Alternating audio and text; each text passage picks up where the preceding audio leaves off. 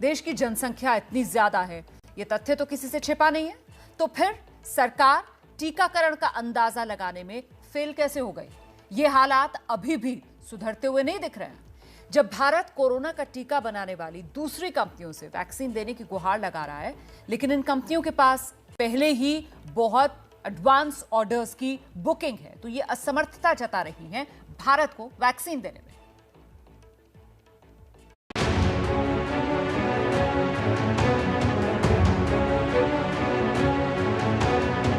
Vaccine की इतनी shortage हो गई है कि लोगों को वैक्सीन नहीं लग पा रही है और वैक्सीन की कमी हो रही है।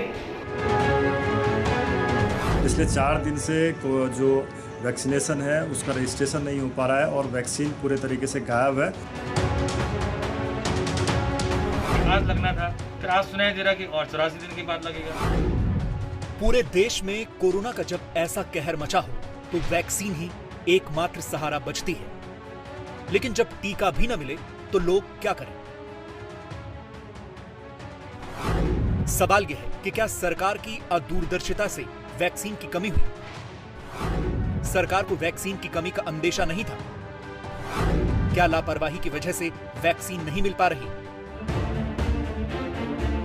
इन सवालों पर भले ही आज विचार हो रहा हो, लेकिन 4 महीने पहले अगर हमने ये सवाल आपसे पूछे होते तो आप भी इन्हें सही नहीं मानते, क्योंकि ठीक 4 महीने पहले जनवरी के आखिर में कोरोना की पहली लहर पूरी तरह से खत्म हो चुकी थी। दूसरी लहर का कोई अंदेशा नहीं था। वैक्सीनेशन भी शुरू हो चुका था। वैक्सीन पड़े पड़े खराब हो रही थी और कोई लगवाने वाला नहीं था। इस साल जनवरी में हमारे पास कोरोना के खिलाफ 2 वैक्सीन, कोवैक्सीन और कोविशील्ड थी। इसी बीच अमेरिकी कंपनी फाइजर ने भी अपनी वैक्सीन के लिए इमरजेंसी यूज ऑथराइजेशन की मांग की थी, जिस पर सीडीएसओ की सब्जेक्ट एक्सपर्ट कमेटी ने कुछ खामियों को बताते हुए उसे इमरजेंसी यूज ऑथराइजेशन न देने की सिफारिश की थी, जिसके बाद ये चैप्टर यहीं क्लोज हो गया।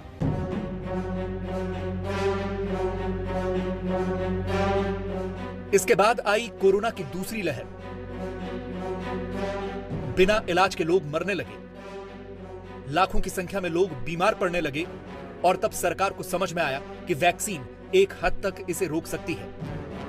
18+ के वैक्सीनेशन को हरी झंडी मिली और इसीलिए 13 अप्रैल को सरकार ने यू टर्न लिया और फैसला किया कि अमेरिका, यूके, यूरोपियन यूनियन और WHO द्वारा जिन वैक्सीन को मंजूरी दे दी गई है, सरकार भारत में उन्हें दूसरे और तीसरे फेज के क्लिनिकल ट्रायल के लिए बाध्य नहीं करेगी। जाहिर है ये फैसला फाइजर और मॉडर्ना जैसी विदेशी वैक्सीन के लिए किया गया था, लेकिन तब से अब तक करीब 1.5 महीने हो गए हैं, लेकिन इसके बावजूद अब तक फाइजर और मॉडर्ना की वैक्सीन भारत नहीं पहुंच पाई है।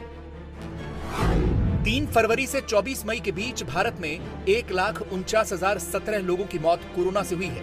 वैक्सीन की कमी से देश भर में टीकाकरण की रफ्तार कम हुई है।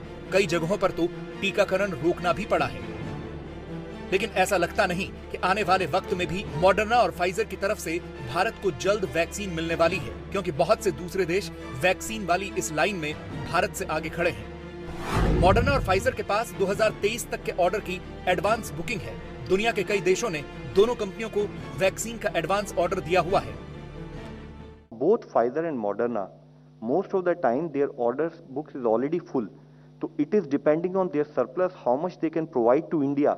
They will come back to Government of India and will ensure and facilitate कि उसके बेसिस पर हम वो सारी चीजें स्टेट लेवल पर उसको सप्लाई किया जा सके, कोऑर्डिनेट किया जा सके, फैसिलिटेट कर पाए।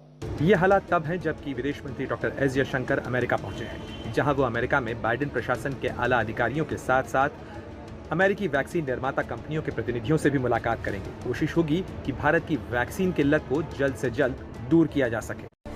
लेकिन ये इतना आसान नहीं लगता, क्योंकि फाइजर और मॉडर्ना दोनों कंपनियों के पास कई देशों के बड़े बड़े एडवांस ऑर्डर्स हैं। अमेरिका ने पिछले साल जुलाई में फाइजर से 60 करोड़ डोज की डील कर ली थी। अमेरिका अब तक फाइजर से 30 करोड़ वैक्सीन डोज ले चुका है। इसी तरह अमेरिका ने मॉडर्ना से भी अगस्त 2020 में 50 करोड़ वैक्सीन डोज की डील की थी, जिसमें से अमेरिका अब तक 20 करोड़ डोज ले चुका है। यूरोपियन यूनियन अपने 27 सदस्य देशों के लिए अब तक फाइजर से 60 करोड़ टीके ले चुका है। इसके अलावा ईयू ने फाइजर के साथ 180 करोड़ और टीकों की डील की है, जिनमें से 90 करोड़ टीके इसी साल दिसंबर से मिलने शुरू हो जाएंगे। मॉडर्ना से भी EU 16 करोड़ टीके खरीद चुका है और 30 करोड़ टीके का और ऑर्डर दिया है, जो उसे जल्द मिलने शुरू हो जाएंगे। यूके ने भी फाइजर के साथ 3 करोड़ वैक्सीन डोज खरीदने का एग्रीमेंट पिछले साल जुलाई में ही कर लिया था। जुलाई 2020 में ही जापान ने भी 12 करोड़ वैक्सीन डोज का ऑर्डर दिया था। अब इतने सारे एडवांस ऑर्डर के बीच में भारत का नंबर कहां से आएगा? हालांकि भारत को भले ही फाइजर और मॉडर्ना की वैक्सीन न मिले, लेकिन दूसरी कंपनियों की वैक्सीन उसे अमेरिका की तरफ से मिल सकती है। अमेरिका के पास दूसरी कंपनियों की 8 करोड़ वैक्सीन डोज मौजूद है। इनमें से 6 करोड़ डोज तो एस्ट्राजेनेका की हैं। अमेरिका सिर्फ फाइजर, मॉडर्ना और जॉनसन एंड जॉनसन कंपनी की वैक्सीन का ही इस्तेमाल कर रहा है। अमेरिका ने घोषणा की है कि वो बाकी कंपनियों की करीब 8 करोड़ वैक्सीन डोज दूसरे देशों को उपलब्ध कराएगा। इसीलिए भारत की कोशिश है कि उसे एस्ट्राजेनेका के 6 करोड़ टीके मिल जाएं। इसे लेकर भी विदेश मंत्री एस जयशंकर अमेरिका में बात करेंगे। वैसे भारत की कोशिश है कि दिसंबर 2021 तक सभी वयस्कों को वैक्सीन लगा दी जाए, लेकिन ये सरकार की इच्छा सिर्फ कोरी कल्पना बनकर रह सकती है, क्योंकि टीकाकरण की लाइन में देश बहुत पीछे खड़ा है।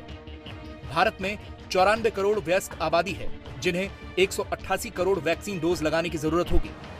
24 मई तक 19 करोड़ 60 लाख डोज लगी हैं, लेकिन फिर भी 168 करोड़ डोज की जरूरत होगी। 2021 के खत्म होने में अब 221 दिन बाकी हैं। क्या 221 दिनों में 168 करोड़ डोज लग पाएंगे? ये असंभव दिखता है, क्योंकि इस हिसाब से एक दिन में 76 लाख डोज लगानी होंगी।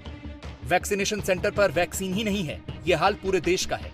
दिल्ली में कोवैक्सीन खत्म हो चुकी है और अब जल्द ही कोविशील्ड भी खत्म होने वाली है। कोरोना का खतरा अभी टला नहीं है, लेकिन हम जानते हैं कि कैसे राजधानी दिल्ली में वैक्सीन की कमी के कारण शनिवार से ही 18 से 44 साल तक के लोगों का वैक्सीनेशन जो है वो रोक दिया गया और उसी के साथ साथ कोवैक्सीन भी 24 मई को खत्म हो गई, जिसके बाद कल से कोवैक्सीन के तमाम वैक्सीनेशन सेंटर्स को 45 वर्ष से ज्यादा लोगों के लिए भी बंद कर दिया गया है।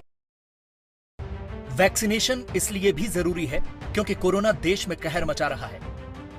देश में भले ही संक्रमण के मामलों में कमी आई हो, लेकिन कोरोना से होने वाली मौत की संख्या अभी कम नहीं हुई है। इस महामारी में पूरा मई सबसे ज्यादा खतरनाक रहा है। मई में अब तक देश में कोरोना से 98,901 लोगों की मौत हुई है। पूरी दुनिया के करीब 8.81% लोगों की मौत भारत में हुई है।